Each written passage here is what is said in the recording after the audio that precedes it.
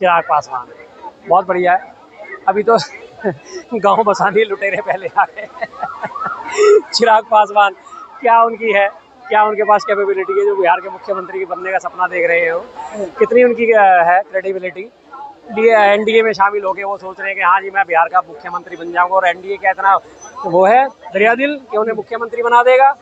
नहीं, वो सबसे पहले अपने बीजेपी वालों को प्रमोट करेगा, वो सम्राट चौधरी को प्रमोट करेंगे, वो नीतीश कुमार जी को भी साइडलाइन लगाने वाले हैं, वो चिराग पासवान को भी साइडलाइन लगाने वाले हैं।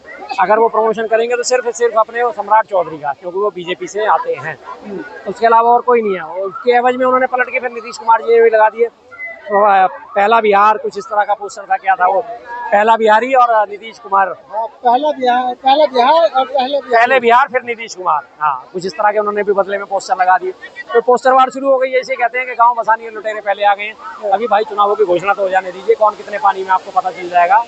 अब इनके डूबती नहीं है नजर आ रही, तो हर कोई ये सोच रहा है कि मैं मुख्यमंत्री, लेकिन इंडिया गठबंधन जो है इन सबको डिफीट करेगा। मुख्यमंत्री इस बार इंडिया गठबंधन से होगा भाई। आपको क्या लगता है कि ये महत्वाकांक्षा है चिराग पासवान की, या एनडीए के बीच के जो एनडीए उसके एक रणनीति है? रणनीति नहीं है, ये टूट है एनडीए की। एनडीए में जो भी फिलहाल आज की डेट में शामिल है, हर कोई एक अपने आप में घुटन महसूस करता है, लेकिन बस वो है कि खुल के नहीं निकल पाते, क्योंकि किसी ना किसी की कोई ना कोई फाइल दबा रखी है। अगर कोई फाइल नहीं भी दबी हुई तो फाइल खोल दी जाएगी फौरन ही, क्योंकि सरकार की खासियत है अगर आपके पास कुछ भी नहीं है तो भी आपको फर्जी केसों में फंसा के ईडी के, आईटी के, सीबीआई के छापे डलवा के आपको कहीं ना कहीं आपको लपेट दिया जाएगा। फिर आप गुहार लगाते रहिए, कोर्ट के चक्कर काटते रहिए, जब तक आप बरी होकर वापस आएंगे तब तक सब काम निपट चुके होते हैं। लेकिन परेशानी तो हो ही जाती ना, तो इसलिए वो तो खासा एनडीए में बगावत की सुगबुगाहट नजर आ रही है। एक तरफ घटक दल है उसी के एनडीए के, दूसरी तरफ वो अपने आप को मुख्यमंत्री के तौर पर प्रोजेक्ट कर रहे हैं, तो पता चल जाता है कि कितनी आज में एकता है। लेकिन जेडीयू के कार्यकर्ता कह रहा है कि ये एनडीए को कमजोर करने की साजिश है। एनडीए तो ऑलरेडी कमजोर ही है, साजिश किस बात की? एनडीए तो ऑलरेडी कमजोर है। वहाँ पे बिहार में एनडीए कमजोर है, इंडिया गठबंधन ही मजबूती से उभर के आ रहा है, क्योंकि इंडिया गठबंधन ने वो बातें उठाई हैं कि जो बिहार की जड़ों से जुड़ी हुई बातें हैं। पलायन रोको, रोजगार दो। बिहार के तमाम लोग आज दूसरे शहरों में जाके क्यों रोजगार करने को? जिस तरीके से बिहार में राजनीति हो रही है, सम्राट चौधरी, नीतीश कुमार और चिराग पासवान, क्या लग रहा है ये गठबंधन चल पाएगा? एनडीए के गठबंधन में फूट साफ नजर आ रही है। चिराग पासवान अपने फेवर के पोस्टर लगवा रहे हैं, नीतीश जी अपने फेवर के पोस्टर लगवा रहे हैं। उसके अलावा फिर आपका वो जो है सम्राट चौधरी, वो अपने फेवर की लामबंदी कर रहे हैं लगातार। दोनों में एनडीए में फूट सबको साफ नजर आ रही है कि क्या हालत हो चुकी है एनडीए की। एनडीए बिखराव के तौर पे, क्योंकि उन्हें लग रहा है डूबते जहाज में से चूहे निकल के भाग रहे हैं, साफ साफ ये अंदेशा दिख रहा है। लेकिन जिस तरीके से बीजेपी की तरफ दावा किया जा रहा है, अभी भी जेडीयू की तरफ से कहा जाएगा नीतीश के तरफ से चुनाव लड़ा जाएगा। कहने में क्या जा रहा है सर, कहने में क्या जा रहा है? कहने में कोई फर्क नहीं पड़ता कि नीतीश के नेतृत्व में चुनाव लड़ा जाएगा। चुनाव लड़ लीजिए आप नीतीश जी के नेतृत्व में, कोई नहीं रोक रहा, कोई परेशानी नहीं है, आप रोकिए, कोई परेशानी नहीं है। लेकिन है कि हकीकत जो है वो सबको पता है, नेतृत्व में आप चुनाव लड़ेंगे, हारेंगे। नीतीश जी की आप वहाँ देखिए ना क्रेडिबिलिटी कितनी गिर चुकी है। कभी उनके पास 145 विधायक हुआ करते थे, 145 से घट के वो 75 पे आए, 75 से घट के आज 45 पे रह गए हैं।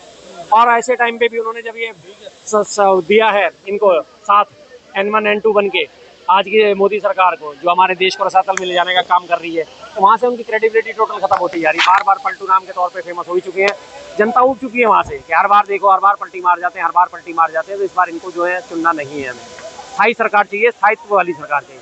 2020 में बगावत की थी नीतीश कुमार ने चिराग पासवान से, हाँ, उसके बाद 43 सीटों पर रोका नीतीश कुमार को, और उससे पता चला कि नीतीश कुमार की ताकत कितनी है। देखिए जी, उसके बाद फिर आरोप लगाया नीतीश कुमार ने बीजेपी की साजिश। अब तो इंडिया गठबंधन का साथ है। अब आरोप ही लगा सकते हैं, प्रत्यारोप ही लगा सकते हैं। रही बात 2020 की, तो चिराग पासवान साहब तो उस टाइम नहीं थे, रामविलास पासवान जी हुआ करते थे। रामविलास पासवान जी की जो है क्रेडिबिलिटी अच्छी थी वहाँ पे, और उसके बाद जो है जरूरी नहीं कि जो बाप कर जाए वो बेटा भी कर सके, ऐसा नहीं होता। तो इसलिए दोनों चीज़ों में फर्क देखना जरूरी होता है कि कौन इसमें ज़्यादा कामयाब है, कौन इसमें ज़्यादा ताकतवर है। और रही बात उनकी फूट अब सामने नजर आ रही है, जिसे कहते हैं कि गाँव बसानी लुटेरे पहने आ रहे शुरू हो गए। अभी तो चुनाव आहूत भी नहीं हुए, चुनावों की शुरुआत भी नहीं हुई है, अभी से वो अपने आप को कह रहे हैं। चिराग पासवान कह रहे हैं मैं मुख्यमंत्री बनूंगा, सम्राट चौधरी कह रहे हैं मैं मुख्यमंत्री बनूंगा, नीतीश जी तो लगे हुए हैं दौड़ में। अब उसके बाद देखो जी चुनाव में सेरा किसके साथ बंधेगा। गलियारों में चर्चा है कि अगर नीतीश कुमार बिहार में कमजोर पड़ते हैं तो सम्राट चौधरी को बीजेपी मुख्यमंत्री बना सकती है। क्या सोचते हैं? कमजोर तो पड़ ही रहे हैं, इसमें कोई नई चीज थोड़ी है। वहाँ पे सम्राट चौधरी को ही वहाँ पे आगे मुख्यमंत्री के तौर पे पेश करा जाएगा, सम्राट चौधरी को ही ताकत दी जाएगी, क्योंकि सम्राट चौधरी बीजेपी से संबंध रखते हैं। और बीजेपी की एक खासियत है, ऐसा कोई सगा नहीं जिसे बीजेपी ने ठगा नहीं। जो इनका साथ देते हैं ये उन्हीं के पीठ पे छुरा भोंकने का काम करते हैं। चाहे वो महबूबा मुफ्ती की बात कर लीजिए, पीडीपी के साथ मिलकर सरकार बनाते हैं, आज पीडीपी के सबसे बड़े विरोधी है। शिरोमणि अकाली दल के साथ मिलकर सरकार बनाते हैं, शिरोमणि अकाली दल आलेंगे आज इनकी सबसे बड़ी विरोधी है।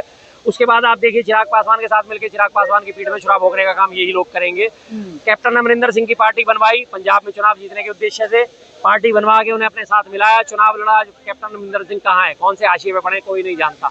तो एक खासियत है इनकी, तो ऐसा कोई सगा नहीं जिसे बीजेपी ने ठगा नहीं।